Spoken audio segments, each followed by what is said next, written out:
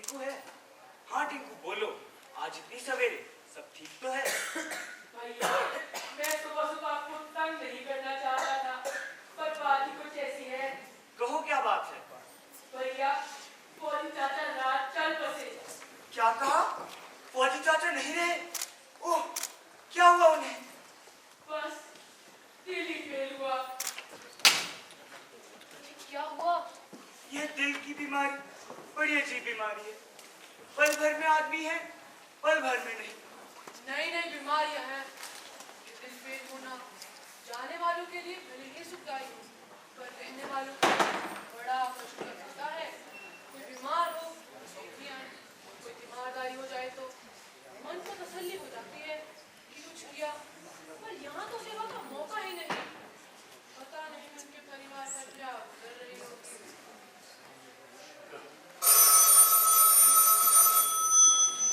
जरूर टिंकू का ही होगा, बात अधूरी जो रह गई थी। हेलो? हाँ भैया, मैं बोल रहा हूँ। टिंकू, फोन में क्या था ना? दरअसल मेरे हाथ से फोन छूट गया था। मैं तुम्हें फोन मिलाने ही वाला था, बस जरा परिवार वालों से साझा कर रहा था यह दुखद खबर।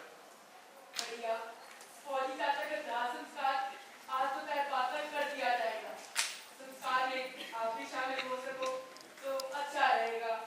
हाँ, मैं जरूर आऊंगा। 8-9 बजे भी चला तो 2-3 बजे तक जरूर पहुंच जाऊंगा। ठीक है भैया। अच्छा, अब मैं फोन रखता हूँ। सुबह के 7 बज चुके हैं, जाना है, जल्दी तैयार होना होगा। पर बच्चों की वार्षिक परीक्षा भी चल रही है, उनकी देखभाल के लिए घर पर कोई चाहिए। तुम्हें और बच्चों को साथ ले जाना बहुत मुश्किल है, अकेले ही जाना होगा। पर एक आध दिन की छुट्टी भी लेनी पड़ेगी। अभी साहब को फोन करता हूँ। नहीं नहीं, इतनी जल्दी फोन नहीं करना चाहिए। शायद साहब अभी सो रहे हो या फिर सैर पर निकले। ठीक है, 8 बजे के करीब फोन कर लूंगा। अभी नहा धो लेता हूँ। मम्मी मम्मी मम्मी मम्मी मेरे बाल बना दो, मुझे देर हो रही है। अभी बनाती हूँ। मम्मी मम्मी मम्मी मेरे मोजे नहीं मिल रहे, जल्दी दो, मुझे देर हो रही है। ध्यान से देखो, वहीं होंगे। इससे तो कुछ मिलता ही नहीं है। जल्दी चलो बच्चों, हमारी बस आने का समय हो रहा है। बाय बाय पापा। बाय।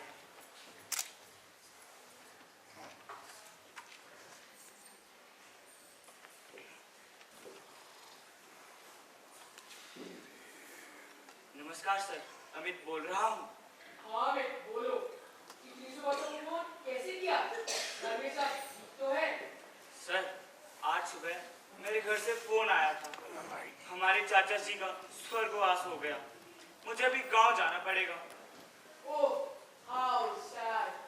क्या सगे चाचा थे आपके? गांव में कौन सगा और कौन पराया, यह भेद हमें किसी ने सिखाया ही नहीं था। गांव के सभी लोग सगे सगे ही लगते हैं।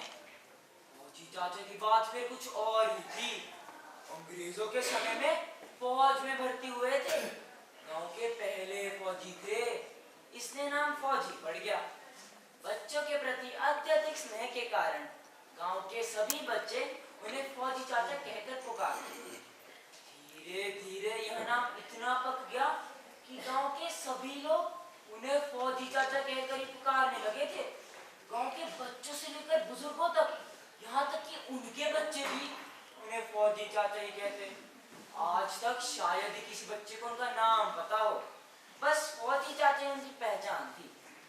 हम बच्चों के लिए फौजी चाचा चाचा नेहरू से कम नहीं थे। कभी गोरे साहबों की, कभी बर्मा की लड़ाई की, कभी भूत पिशाचों की। कितनी कहानियां, कितने किस्से उनके मुख से सुने। गांव के सभी बच्चे शायद उन्होंने ही ले जाकर स्कूल में दाखिल करवाए होंगे। गांव में किसी को चिट्ठी लिखवानी होती, दुकान से सामान मंगवाना होता, घराट से गेहूं पिसवाना होता, किसी की दवा दारू करवाना होता, यानी कि कोई भी काम होता तो ज्यादातर फौजी चाचा ही काम आते। ऐसे में मैं कैसे कह सकता हूँ कि फौजी चाचा हमारे सगे चाचा नहीं बल्कि गांव के से चाचा थे। जी, जी वे मेरे सगे चाचा थे। ठीक है, अब वो लेकिन बुधवार तक वापस आने की कोशिश करना।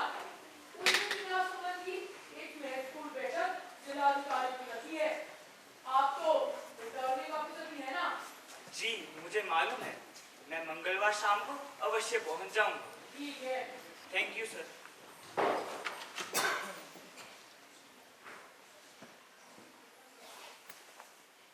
राम नाम सत्य है, राम नाम सत्य है, राम नाम सत्य है, राम नाम सत्य है, राम नाम सत्य है, राम नाम सत्य है, राम नाम सत्य है, राम नाम सत्य है, राम नाम सत्य है, राम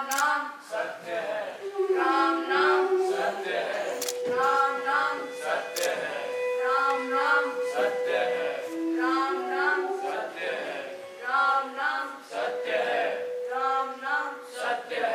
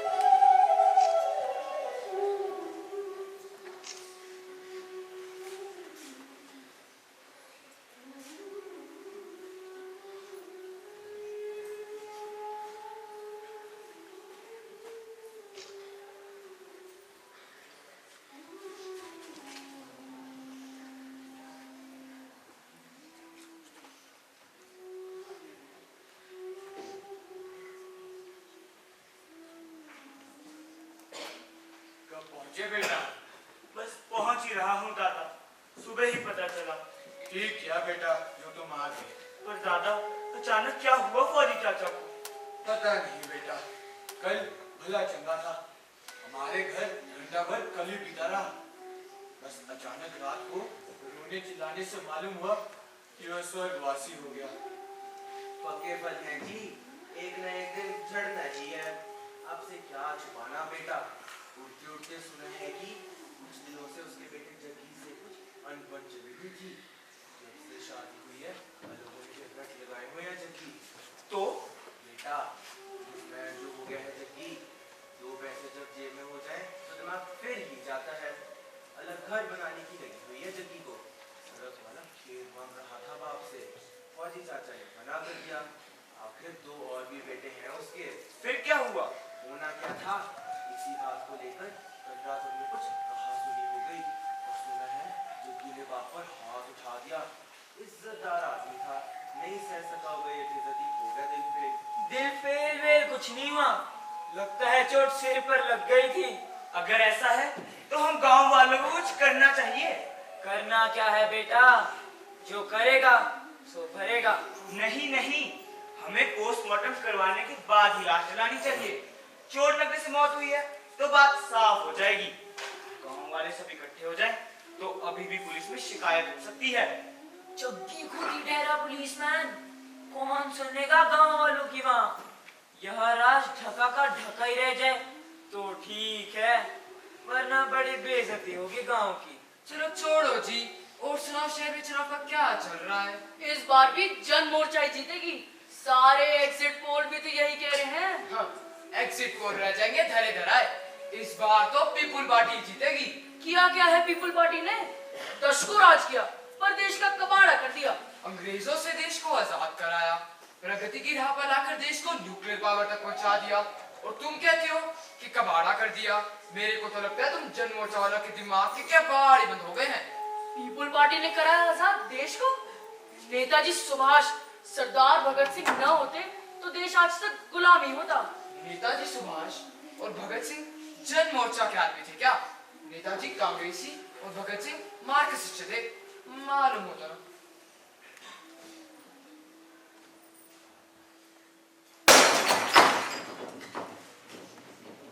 यजमान, अब आप अपने पिता की शाह संस्कार की विधि कीजिए।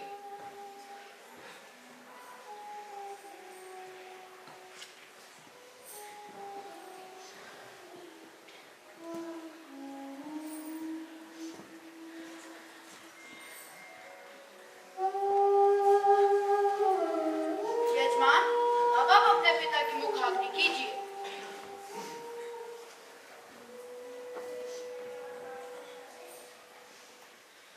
यजमान, अब आप अपने पिता की कपाल क्रिया कीजिए। रात को भी तो कर दी थी बेचारे की कपाल क्रिया, अब तो फॉर्मेलिटी है। सही बात।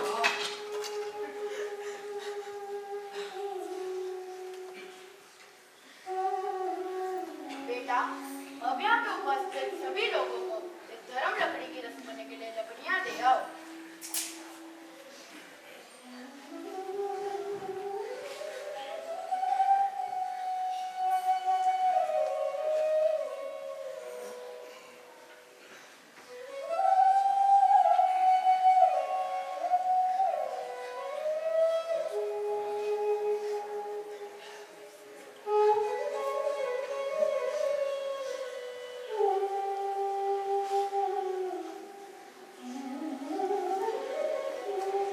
अब आप सभी लोग इस घी में डुबोई हुई लकड़ी को चिता में डालकर पुण्य आत्मा को अंतिम प्रणाम कीजिए।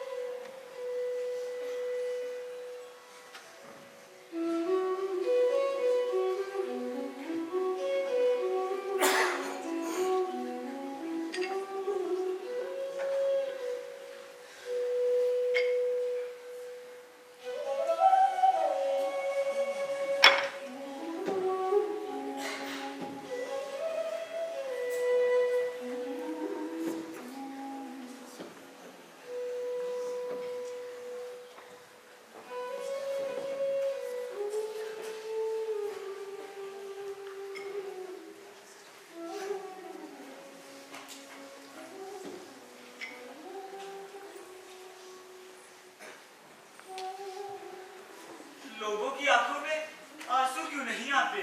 सही कह रहे हो। अभी कुछ वर्ष पहले जब देश के एक बड़े नेता की मृत्यु हुई, उसके बेटे ने चोरी से तक को आग लगाई तो देश की करोड़ों जनता तो रोने लगी और उसने एक आंसू तक नहीं बहाया। लोगों ने कहा कितना बड़ा दिल है इसका, देश चलाने लायक है। भाई, आप सब लोग जा रहे हैं? 2-4 आदमी तो रुक जाओ अस्थियां चुनने के लिए। मुझे तो घर में कुछ जरूरी काम है, रुक नहीं सकता। पार्टी की मीटिंग में जाना है और मेरा वहाँ होना बहुत जरूरी है। मुझे तो किसी फैमिली फंक्शन में जाना है। फौजी चाचा जैसे गांव के सर्वप्रिय तथा सम्मानित व्यक्ति के प्रति कुछ तो श्रद्धा और कृतज्ञता का भाव रखिए। भाई, जब हमारी जान चलती थी हम किसी को कुछ नहीं कहते थे, खुद ही ये काम कर देते थे, और अब तो आंखों की रोशनी भी कम हो गई और रात को कुछ नजर ही नहीं आता। कैसा जमाना आ गया है, इस धर्म कार्य को करने के लिए भी मिन्नतें करनी पड़ रही है। फौजी चाचा, ओ फौजी के क्या कहने थे, कभी भी किताब भेजने तक हिलता नहीं था। हरिद्वार तक जाने की ड्यूटी भी उसी की लगती थी।